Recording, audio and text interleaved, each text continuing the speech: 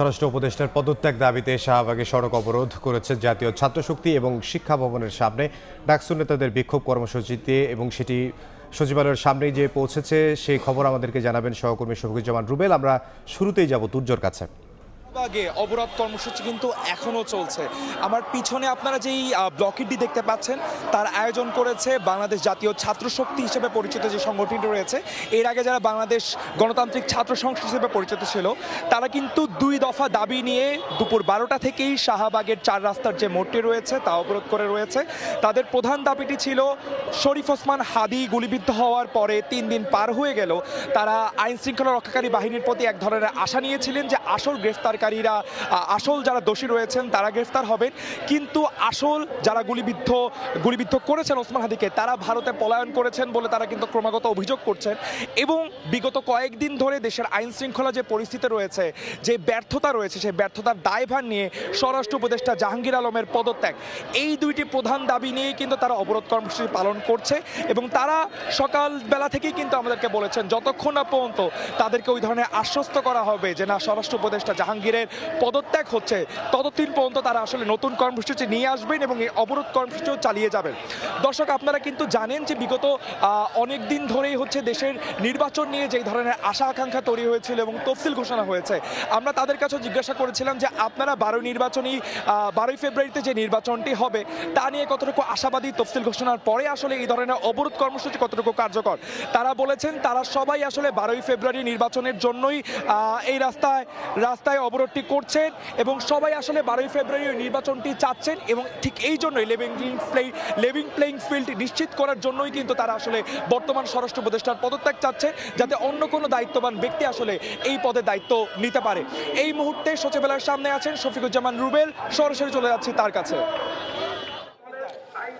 সচিবালয়ের সামনে এই মুহূর্তে যেটি ডাকসু থেকে মূলত ঢাকা ইউনিভার্সিটি থেকে ছাত্র জনতার একটি বিক্ষোভ মিছিল সচিবালয়ের স্বরাষ্ট্র উপদেষ্টা কার্যালয়ে ঘেরাওয়ের উদ্দেশ্যে রওনা হয়েছিল, সেই মিছিলটি এখন সচিবালয়ের সামনে যে শিক্ষা ভবন তার সামনে পুলিশের ব্যারিকেড সেখানে অবস্থান করছে।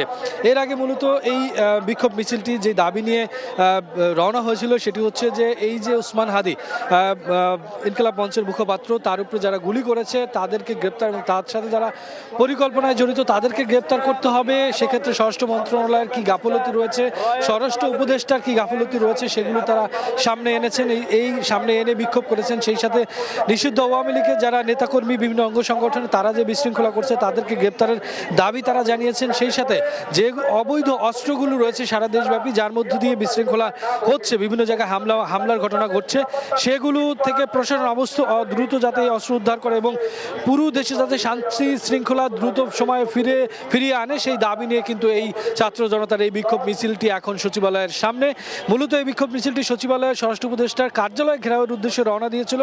আমরা দেখেছি যে যখন বিশ্ববিদ্যালয় ক্যাম্পাস থেকে বের হয় তারপরে দোয়েল চত্বরে আসার পরে মূলত তাদের প্রথমবার পুলিশের ব্যারিকেডের সামনে তারা পড়েন এবং সেই ব্যারিকেড উপেক্ষা করে তারা হাইকোর্টের সামনে সড়ক ধরে মূলত সচিবালয়ের দিকে অগ্রসর হলে হাইকোর্ট মোড়ে এসে তারপর আবার দ্বিতীয় দফায় তারা পুলিশের ব্যারিকেডের সামনে পড়ে। সেটি উপেক্ষা করে তারা ঠিক সচিবালয়ের সামনাসামনি যে শিক্ষা ভবনটি রয়েছে তার সামনে পুলিশ দুপাশেই ব্যারিকেড দেওয়ার ফলে এর সামনে কিন্তু আর যেতে পারে না। তারপরে থেকে এখানে অবস্থান করে মূলত এই ডাকসু যারা নেতাকর্মী যাদের নেতৃত্বে মূলত এই বিক্ষোভ মিছিলটি হচ্ছে তারা এখানে এসে অবস্থান নেয় এবং এখানে এসে তারা সেখানে সাদিক কায়েম যিনি ডাকসু ভিপি তিনি ঘোষণা দেন যে তারা একটি সময় বেঁধে দেবেন, সেই সময়ের মধ্যে যে দাবিগুলো রয়েছে সেই দাবিগুলো যদি না মানা হয় তাহলে কিন্তু সারা দেশে তারা এই বিক্ষোভ কর্মসূচির ঘোষণা দেবেন। তারা স্বরাষ্ট্র উপদেষ্টার পদত্যাগ দাবি করেছেন, আইন উপদেষ্টাকে কথা বলতে হবে এই বিষয় নিয়ে। সেই সাথে এই যে বিক্ষোভ মিছিলে যারা ডাকসুর প্রতিনিধিত্ব করছেন, ডাকসুর যারা নেতৃবৃন্দ তাদের একটি প্রতিনিধি দল কিন্তু ইতিমধ্যেই সচিবালয়ের ভিতরে প্রবেশ করেছেন এই যাবতীয় বিষয়ে কথা বলার জন্য। মুদ্রা কথা হচ্ছে তাদের দাবি একটাই, এই ওসমান হাদির উপরে যে হামলার সূচনা বা সূত্রপাত এর মধ্য দিয়েই এই জুলাই যারা গণঅভ্যুত্থানের ফ্রন্ট লাইনার তাদের উপরে কোনোভাবেই যাতে সামনের দিকে আর কেউ আক্রমণ করতে না পারে, হামলা করতে না পারে সে বিষয়টি তারা সামনে এনেছেন এবং দ্রুত সময়ের জন্য এই সন্ত্রাসী কর্মকাণ্ডের সাথে যারা জড়িত তাদেরকে গ্রেপ্তার করতেই হবে। এখন পর্যন্ত তারা এখানে অবস্থান করছেন এবং সচিবালয় থেকে প্রতিনিধিরা বের হয়ে আসার পর কি মেসেজ দেয় তার উপরে নির্ভর করছে এই কর্মসূচি কতক্ষণ চলবে। তো বলা যায় যে তারা এখানে ঘন্টাখানেক যে অবস্থান করছেন এই অবস্থান কর্মসূচি যতক্ষণ পর্যন্ত না মেসেজ আসছে ততক্ষণ মধ্যে চলবে। তো সব মিলিয়ে সচিবালয়ের সামনে থেকে এই ছিল এই মুহূর্তে।